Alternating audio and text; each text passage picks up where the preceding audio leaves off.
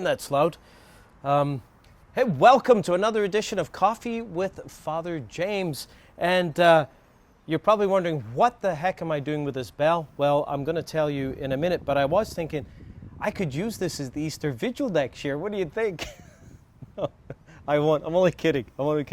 It's pretty darn loud. It is an old school bell, and I will tell you about it in a minute. But before I do that, I have to introduce my coffee mug again. And there is a connection between the bell and the coffee mug, because yes, this is once again my Glasgow Celtic Football Reid Soccer Club coffee mug. And I know I had this last week. Remember, someone sent it to me in the mail. But I committed a serious sin last week, like pretty darn serious, especially for anyone from Scotland who's a Celtic fan, because I said last week, and I'm very embarrassed, I'm humiliated to admit this. So this is a kind of confession, that Celtic were the first British team to win the European Cup, the Champions League Cup, which is true, but I said they won it in 1966. It was 1967, and I know that doesn't seem like a big deal, but it is a big deal, especially because I get confused about another team that won a major tournament in 1966, and as a Scot, I'm really embarrassed to say that I got that date mixed up. And for those of you who know soccer, know football, you know exactly what team I'm thinking about, which caused the confusion. So anyway, so I thought rather than having another mug, I'd go back to the Glasgow Celtic mug. 1967, they won the European Cup. So now, how does that tie in with the school bell? Well, the last time, I'm going to hold on to the clapper. This bell brings me back to when I was a kid in Catholic school in Scotland. I went to, the school I remember where the teacher used this bell was called St. Thomas's School. It was the school I went to up until the age of 12 years of age. And I remember the teacher, Miss Hannigan, used to come out and ring this bell, and we would have to line up at the doors, and we'd literally have to march in. We marched in order into the school and into the cloakroom and hung up our coats and went into the classrooms. It was very regimented, the Catholic schools back then. And I'm telling you this story because I'm sitting on the steps of what is now Churchill Academy, which, when it was built in the late 50s, I believe, we found the plans a few weeks ago. This became the high school, the Catholic high school, St. Peter's Church. The wooden building over here was the elementary school. This became the high school, and it operated as a high school for about 12 to 15 years before it was handed over to the city. So it had a fairly short lifespan. But remember back then that education, what we now call catechesis, Catholic education was done in the schools. And when the schools were shut down, most parishes that didn't have Catholic schools, so excluding, say, Ontario and other parts of Canada, but Nova Scotia, we moved to a parish-based system of catechesis. Now, here's the thing. Even though we moved to a parish-based version, we primarily just adapted the model of catechesis, of teaching faith of young people. We adopted what was proper to the school and just squeezed it into Sunday school. You basically had classroom-based, grade-based, child-centered catechesis that was independent of the family. You see, in the bygone world, when all of these buildings were built, how was faith passed on? There were three legs of the school. There was the parish, the school, and the family. Parish, school, and the family. Faith was in the home. It was, families prayed together. They prayed the rosary together at home. They were open about their faith. They went to Mass every Sunday, and you got catechesis in the school. And back then, it worked. You had three legs of a stool. But ever so slowly, late 60s, 70s, 80s, and even today where there is Catholic schools, the percentage of Catholic students who actually go to Sunday Mass is very, very low. The schools often have become very secularized, and faith in the family sometimes is woefully lacking. So unfortunately, you went from three legs of a stool to no legs of the stool. But even if you think about the traditional model of catechesis that we had in parishes, really in our parish, up until COVID, what did we do? We had kids gathered by grade level, and there was the curriculum we used, the books we used were from a school, and many of the kids that participated in this program didn't come to the Sunday Eucharist. So in a sense, even if they did the program, they never got with the program. And so you had this weird kind of remnant model of the Catholic school system that even in its new context in the parish wasn't properly done. And the evidence that it wasn't effective is with us to this day. The fact that, a low percentage of children who begin a catechetical journey actually reach the point of confirmation. And even after confirmation, for the vast majority of students, it's considered to be graduation rather than confirmation. It's almost like, dating someone, getting engaged, going through marriage preparation, and having your wedding day. And as soon as you walk out of the church on your wedding day, you get in your car and drive away and never see your wife again. It's almost like going into your wedding day, going to the altar with the intention that as soon as you exchange vows, you're going Splitsville. You're out of there. You're never going to see that person again. It's preposterous, but yet that's what we do. We bring children through a process where we give mostly information, head knowledge, that's not really connected with heart knowledge, head knowledge that is done in a classroom that's not really, it doesn't have an echo in the home. Remember? It doesn't have an echo in the home. And so kids know that it's not really of a value to parents. It's more of something that we're going through. But in the end, you have this confirmation that even many kids, this is what happens. Parents really struggle, and there's not a judgment on parents. Parents are doing what they think is the right thing. They're doing what they think they promised, that I promised to give my kids the sacraments and give them the information.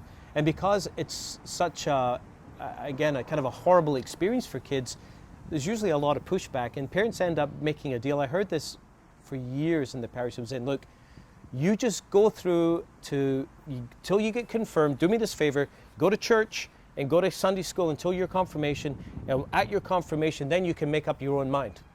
And guess what happens? 95% of the time, the mind is made up years in advance that I have to suffer through this thing until confirmation, and confirmation, that's it, I'm gone from the church. So what is meant to be full initiation into the life of the church becomes, in one sense, ritualized apostasy. I mean, that's what our system gave us. And I challenge anyone to tell us that the way we were doing catechesis or the formation of young people has actually worked, when the vast majority have up and left as soon as they were able. So I think in this moment of the church, we need to, it's not a question of getting new books or making tweaks. That's like buying new tires for a broken down car. The problem isn't the tires, the problem is the car doesn't work.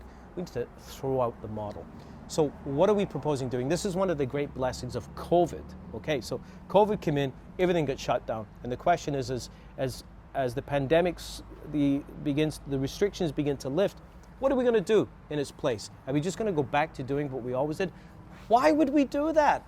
Like, seriously, anyone, please tell me, why would we ever go back to doing something where like 95% of the young people leave the church and hate the church, and they end up being bored out of their skulls? They feel that what they're receiving is totally not relevant to their lives, whereas we're talking about the most relevant, powerful thing, the gospel of Jesus Christ.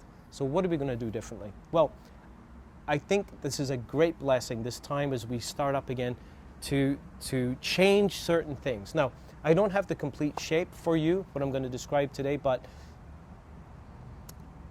because we don't know what restrictions are going to be in place as we move into the fall.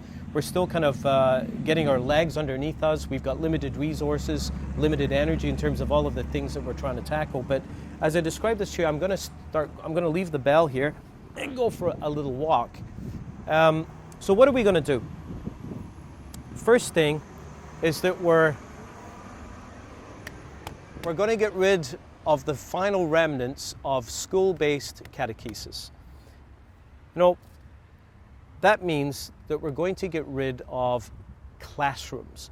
No more classrooms, no more sitting at a desk. You know, as a kid, when I moved to Canada and experienced Sunday school for the first time, I hated it. I didn't like it. I was actually quite resentful that Sunday of all days, which was supposed to be a day of rest, I had to sit in a classroom. It was my first theological argument I ever made against my parents. Of course I lost. I still had to go to it, but I resented it and I was bored and I didn't find it was relevant. It's because you can't, the Christian faith, you see the fundamental flaw in this is this understanding that Christian faith, that authentic faith comes simply through knowing something. No, authentic Christian faith is a relationship. And it's a relationship in which we are invited to come into a relationship with Jesus, fall in love with Jesus. And when I fall in love with Jesus, just like when you fall in love with anyone, then I want to know stuff about you. I want to learn and I want to grow. So first of all, we have to awaken that. We have to, Christianity is not about information, it's about transformation. And so we need to get out of a classroom, make it more dynamic. Principle number one. Principle number two, we need to get rid of this notion that formation of young people is grade-based, because again, that comes from the school system. Like, why should First Communion or First Reconciliation be in grade 3 or grade 4 or whatever? Like, who says who? Like, aren't kids unique? You know, I quoted this past weekend a quote from St. Carlo Acutis, who said that everyone is made as an original, but many people die as photocopies. Like, we're originals. There's no one path or time frame for any child. Parents, you know this. Your kids are so different, so unique.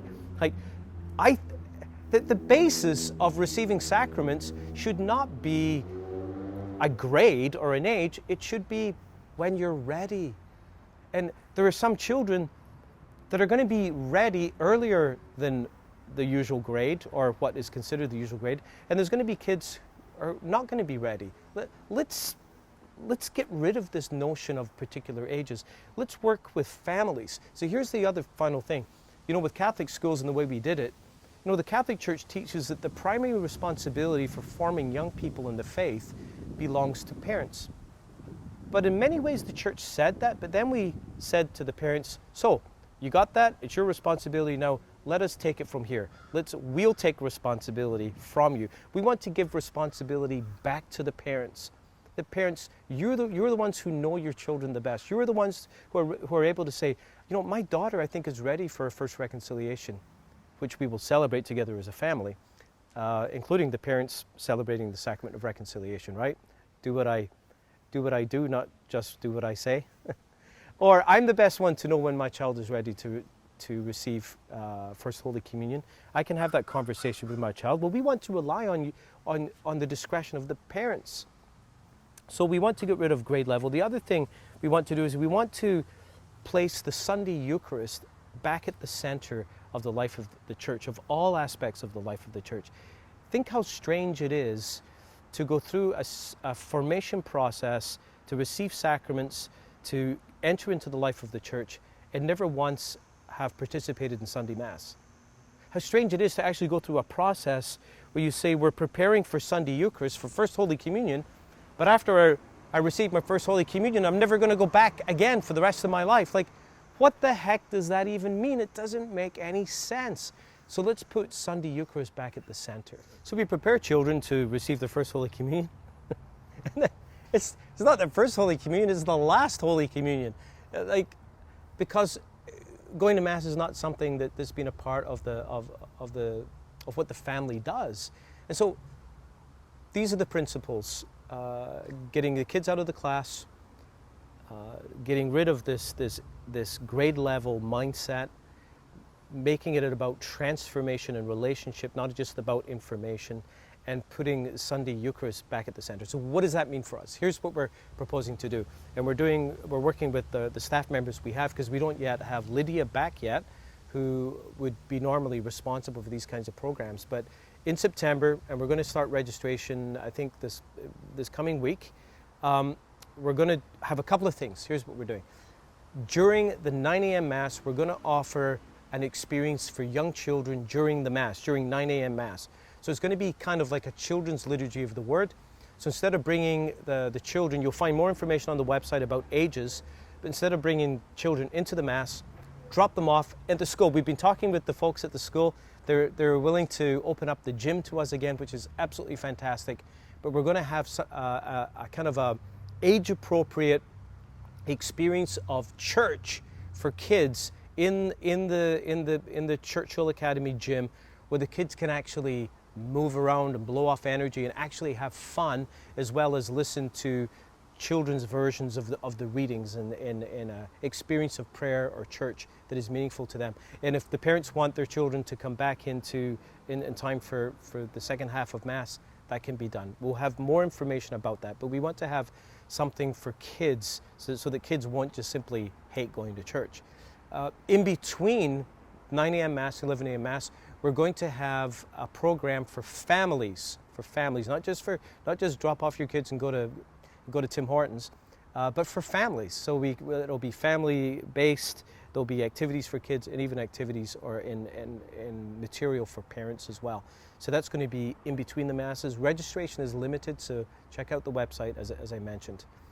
And finally, young people, junior high, high school. We want to begin a kind of youth group type of experience. We're blessed in that Brad, our communications director, was a youth minister for many years and is already forming a team to give young people kind of a dynamic, relevant experience of faith. So that's what we're planning to do. Check out the website for more information. Other than that, a few other things. We have an ordination this coming Saturday.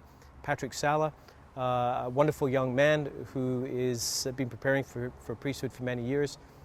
Evening prayer Friday night, and his ordination is on Saturday morning at the cathedral. Limited attendance because of COVID. Please keep him in your prayers.